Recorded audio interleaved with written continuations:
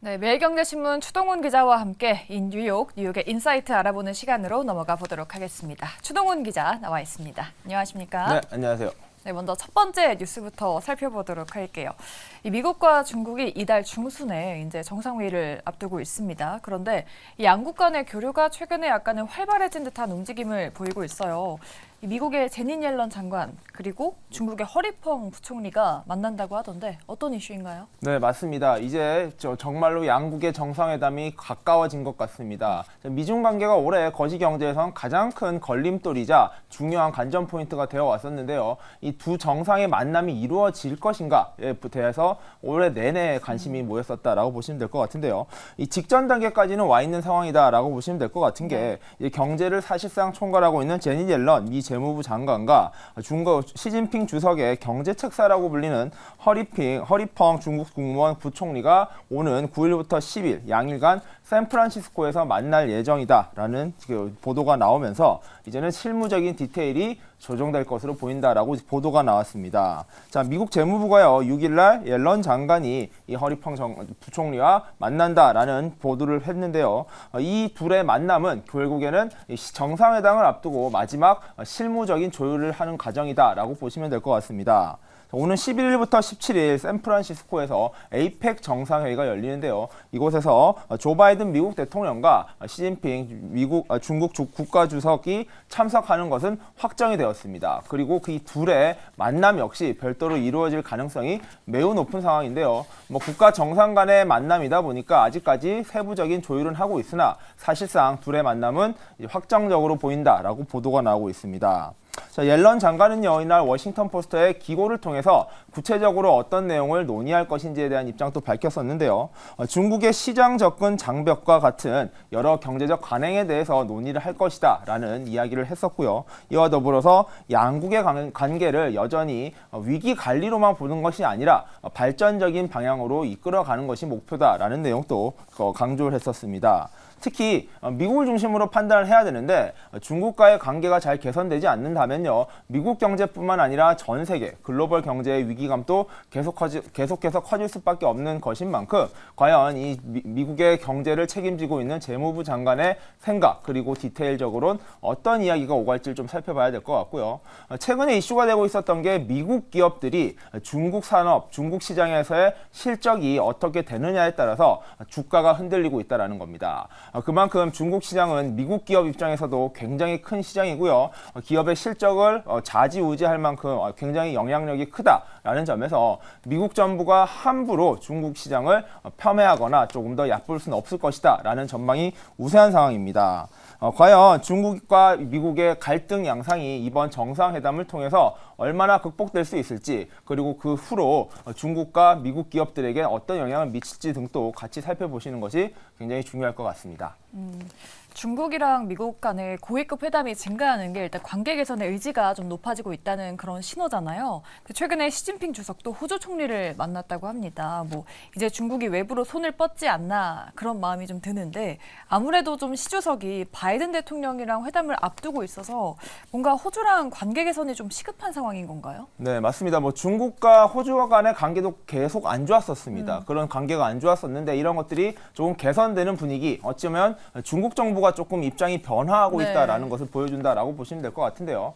중국은 오히려 서방과의 교류보다는요, 중동 또는 아프리카 국가와의 교류를 확대하면서 독자 노선을 계속 밟아 나갔었습니다. 하지만 이제 서방 국가들과의 관계 개선에 나선 시 주석의 움직임을 보면서 향후 정상회담 그리고 앞으로 다가올 EU과의 관계 개선도 기대된다라는 것들이 나오고 있는데요. 6일날 호주 총리가 7년 만에 방중을 했습니다. 이 둘의 정상회담이 있었는데요. 이 정상회담을 통해서 호주와 중국 간의 관계도 많이 좋아질 것이다 라는 전망이 나오고 있고요. 그리고 EU와의 정상회의도 시 주석이 준비하고 있는 만큼 EU와 미국, 즉 미국과 유럽 전반적으로 중국과의 관계가 어떻게 바뀌느냐가 하반기 그리고 내년도 글로벌 경제 시장에 큰 변수가 될 것으로 보입니다. 네. 물론 뭐 양국이 해결해야 될 이슈는 좀 많지만 이런 만남들을 계기로 해서 미국의 중국 제재가 줄어들 것인지 좀 키포인트가 될 것 같습니다. 저희 다음 이슈도 한번 체크를 해보도록 할게요. 다음 이슈는 테슬라 보도록 할 텐데 테슬라가 호재랑 악재를 두 가지 갖고 있잖아요. 일단 뭐 독일에서 임금 인상에 합의했다라는 뉴스는 약간 악재가 될 수 있겠고 또 호재로는 이제 독일에서 저렴한 전기차를 생산한다라고 합니다. 독일에서 일단 병 주고 약 주고 하는 것 같은데 저렴한 전기차를 낸다고 하면은 저 같은 소비자들은 좀 관심을 많이 가질 것 같아요. 네, 맞습니다. 이 전기차에 대한 시장에 대한 관심도 굉장히 뜨거운 상황인데요. 네. 최근에 이 전기차 시장도 포화된 게 아니냐라는 분석이 나오면서 여러 기업들의 주가가 빠지는 등 좀 어려움이 커지고 있는 게 사실입니다. 하지만 이와 관련해서 테슬라는 완전히 새로운 전략을 또 가지고 나왔다라고 보시면 될 것 같은데요. 일론 머스크가 독일을 찾았습니다. 바로 기가 베를린이라고 불리는 자동차 생산 공장을 방문한 것인데요. 여기에서 깜짝 발표가 두 가지 있었습니다. 첫 번째 눈에 띄는 뉴스는요. 바로 25,000유로짜리 전기차를 이 기가 베를린에서 생산하겠다라는 발표가 있었다라는 건데요. 이게 한국 돈으로 따지면 3,500만 원 정도 됩니다. 그런데 이 미국에서 그리고 테슬라가 만들고 있는 전기차들의 가격을 생각해 보면 그 가격 대비 약 30%가량 저렴하다라고 보시면 될 것 같은데 사실 일론 머스크는 오래전부터 반값 전기차를 내놓겠다라는 발표를 했었습니다. 이에 대한 투자자들의 관심이 매우 뜨거웠다라고 보시면 될 것 같은데 그게 최근에 건립 중인 기가 멕시코에 짓고 있는 생산 공장에서 이루어질 것이다. 그리고 모델명은 모델 2가 될 것이다 라는 분석까지 나왔었는데요. 이번에 독일에서 만들어질 차량은 그 중간쯤에 있는 단계의 차량이라고 보시면 될 것 같습니다. 이 깜짝 발표를 통해서 과연 어떠한 자동차가 생산되고 가격이 정말 3,500만 원 가량의 가격이 될지 좀 지켜봐야 될 것 같고요. 자, 이러한 저가 자동차 전략은 시장 1위 기업이라고 불릴 수 있는 테슬라가 구사할 수 있는 치킨 게임 전략이라고 좀 보시면 될 것 같습니다. 시장 1위다 보니까 다소 가격은 낮추더라도 그러나 시장 점유율을 유지할 수 있는 1위 경쟁자로서의 경쟁력을 보여주기 위한 것이라고 보시면 될 것 같은데요. 최근에는 중국 등지에서 계속해서 저가 전기차가 나오고 있는 상황에서 과연 테슬라의 반값 전기차 그리고 이번에 출시할 25,000유로짜리 전기차가 어떻게 관심을 가질지 좀 살펴봐야 될 것 같고요. 시장에서는 오히려 너무 싼 자동차가 나올 경우에 테슬라에게 독이 될 수 있다라는 분석도 나오고 있습니다. 왜냐면요. 최근에 일론 머스크의 테슬라 기업의 자동차 가격이 내려가면서 마진율이 내려갔다라는 분석이 나오면서 실적에도 부정적인 영향을 미쳤었는데요. 만약에 이번에 출시되는 3,500만 원짜리 전기차 역시 판매가 많더라도 실적 그리고 마진에는 부정적인 영향을 미칠 수 있다라는 측면이 이야기되고 있으면서 과연 테슬라의 이번 가격이나 전략, 새로운 자동차의 출시가 어떤 영향을 미칠지 등도 같이 살펴봐야 될 것 같습니다.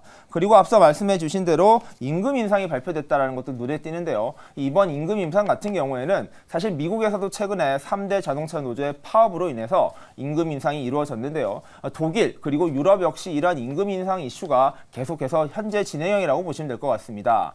그렇다 보니까 기가 베를린에 일하고 있는 11,000여 명의 직원의 임금 인상이 이루어진다. 이게 발표가 있었는데요. 약 4%가량 추가 인상이 이루어진다 하고요. 이 독일에서도 노조 가입 이슈가 계속 일어나고 있는 만큼 이를 막기 위한 미봉책으로 보이는데 과연 이러한 일들이 어떤 효과를 이뤄낼지도 한번 살펴보시면 좋을 것 같습니다.